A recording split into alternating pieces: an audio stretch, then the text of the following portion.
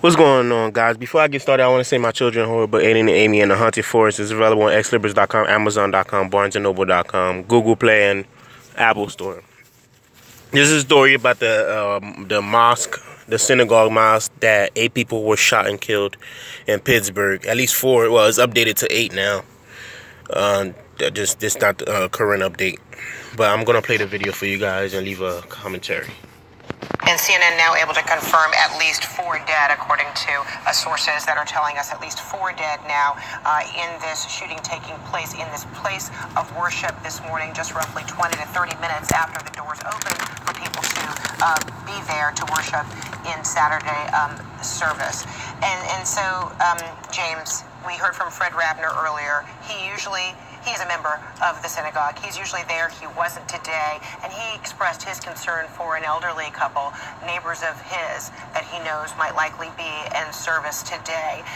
Service attracting people of all ages, as Sam just said there. So talk to me how law enforcement also is trying to, tread very gingerly and carefully here, knowing there are people who are injured. Unclear whether first responders to carry out medical care have been able to get inside at the same time. It's a threatening situation. So how do officers, approach this? They're looking for any more suspects at the same time, trying to tend to those who are most vulnerable. And it's sequential and it's difficult because you're trying to help people out that are in need of aid, medical aid and assistance, while you're trying to move to the threat. And I have to say this, it's difficult. And again, as a former FBI SWAT team leader, when you're arriving on a scene like this, it's chaotic. You're trying to make assessments in real time. Is this a domestic dispute? Is this a hate crime? Is this an active shooter versus is this somebody that's taking hostage and wants to negotiate? And that's where the law enforcement paradigm has changed.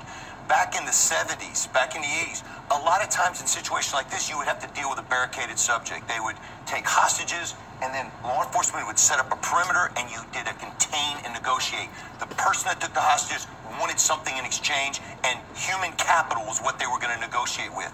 That has changed. The paradigm now is that most of the time when these things happen, it's over in 5 or 7 minutes. And the person on the other end either wants to martyr themselves, or they want to die by cop, or they want to go in for some hateful reason, whatever that hateful ideology is, kill as many people as possible, and then meekly give up like a coward. Those are the things that law enforcement has to sort through in real time. And I'll tell you, hats off to the Pittsburgh police there, their response.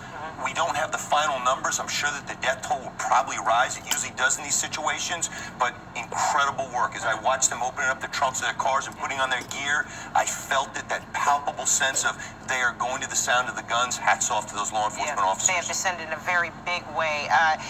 Art Roderick, the history of threats, how much, do law enforcement need to know that before they arrive at a situation like this at the synagogue? When I talked with Fred Rabner earlier, his recollection was, there had been some anti-Semitic, behavior, expressed at, targeting that synagogue in the past. Are they assessing that after the fact, or are they equipping themselves with whatever kind of history there might be before they even get to the scene? Yeah, law enforcement generally, large law enforcement organizations have an intel unit, and those intel units are pretty much staying up to speed with incidences that occur at churches or schools. So I'm sure they were familiar going into this particular situation that there had been incidences there before. Now, what law enforcement learns from every one of these active shooter scenarios, these mass casualty events, and as Jim said, there's been 220 since the year 2000. And what I find interesting is probably around that same time frame in the year 2000, I myself was also on the U.S. Marshals Special Operations Group, which is their version of the SWAT team. We started incorporating tactical paramedics into our units. And just over the past 3 or 4 or 5 years, the same thing is being done in first responder mass casualty event training, where they are now training first responders as to first aid and tactical paramedic skills, so that when they do respond to these events, they are able to provide some sort of first aid immediately at the scene before EMS or ambulances arrive. But their first mission is to go in and neutralize that threat. Their second mission is to start providing medical assistance to those victims that have been hurt or injured. And then, James, how has an incident like this now provoked an increase in security at other synagogues, whether it be in the region or even across the country? Yeah, great question, Fred. We're actually hearing right now within the city itself here in New York City that New York City Police Department, in abundance of caution, have already dispatched units out to all the synagogues here just to kind of be on the outlook for this. Because sometimes we talk about this all the time.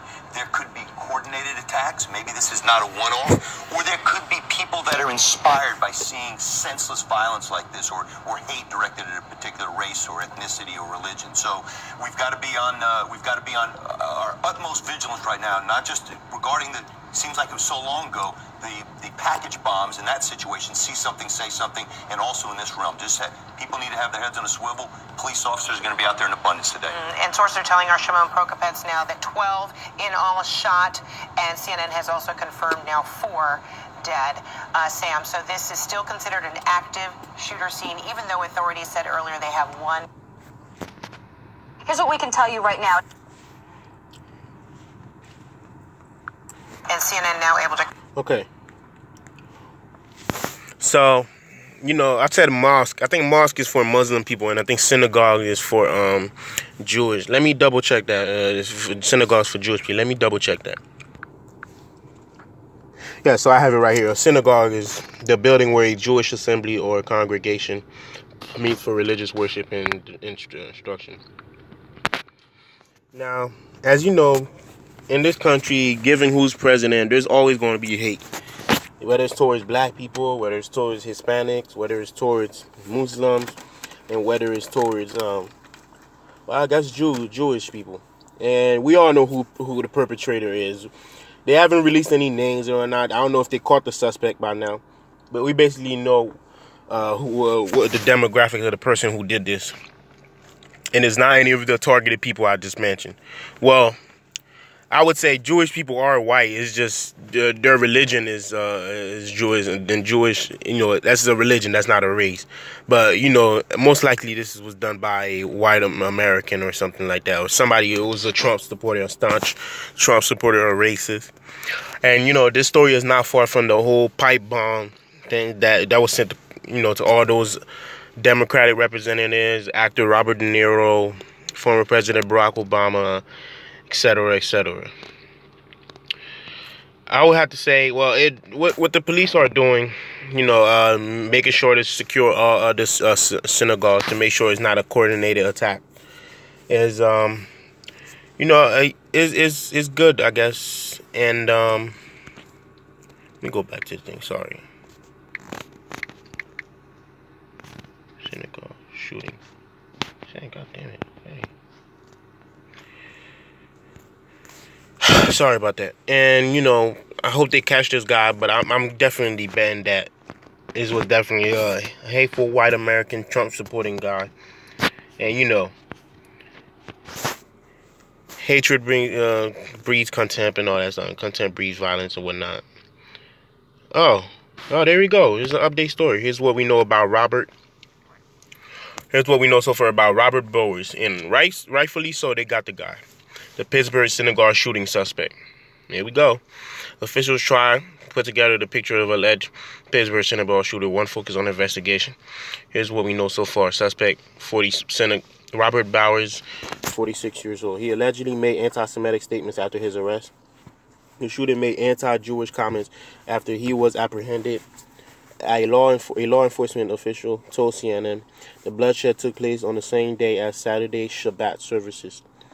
At the time of the shooting, 3 different congregations were holding services at the Tree of Life. He was in the synagogue for about 20 minutes at a Saturday afternoon news conference. Officials said the suspect was in a Squirrel Hill synagogue for about 20 times. So he was in there after the attack, and as he was leaving the building, Bowers encountered a law enforcement officer and the 2 exchanged gunfire. Officials said the suspect went back inside to hide from SWAT officers. Bowers was in fair condition Saturday evening with multiple gunshot wounds, officials said. It is believed he was shot by the police. Wait, so he survived. He was not known to law enforcement. At this point, we have no knowledge of Bowers was known to law enforcement before today, said Bob Jones. So Basically, this guy just had hatred in his heart all the time, and he was just waiting for the perfect opportunity to attack. That's how dangerous Donald Trump is. FBI Pittsburgh special agent in charge Jones said that while Bowers' alleged motive is unknown, really, officials believe he acted alone. I wouldn't say that. He has a license to carry firearms. Okay, you guys can basically read it. He blamed Jews for helping migrant caravans. You see that? That's the whole thing that Donald Trump was talking about. Caravan thing. And he was talking about Mexicans then. Yep. On his Gap.com account, Bowers claimed Jews were helping transport members of the migrant caravan. He shared a video of another Gab.com user posted purportedly of a Jewish refugee advocacy group, HIAS, on the U.S.-Mexico border. Another post that Bowers commented on described HIAS overall efforts as a sugar-coated evil. That's his tweet. Wow. And that's the guns he has. My Glock family. Let a black person post something like this online. They're knocking on your door. 17 days before the attack. Okay, I'm not going to read the whole thing. But you guys basically can see this. You guys could pause the video if you want to read it. Kind of skimming through it fast. I'm not going to read all of this. But this is all the doing of Donald Trump. This is the face of the guy who did it.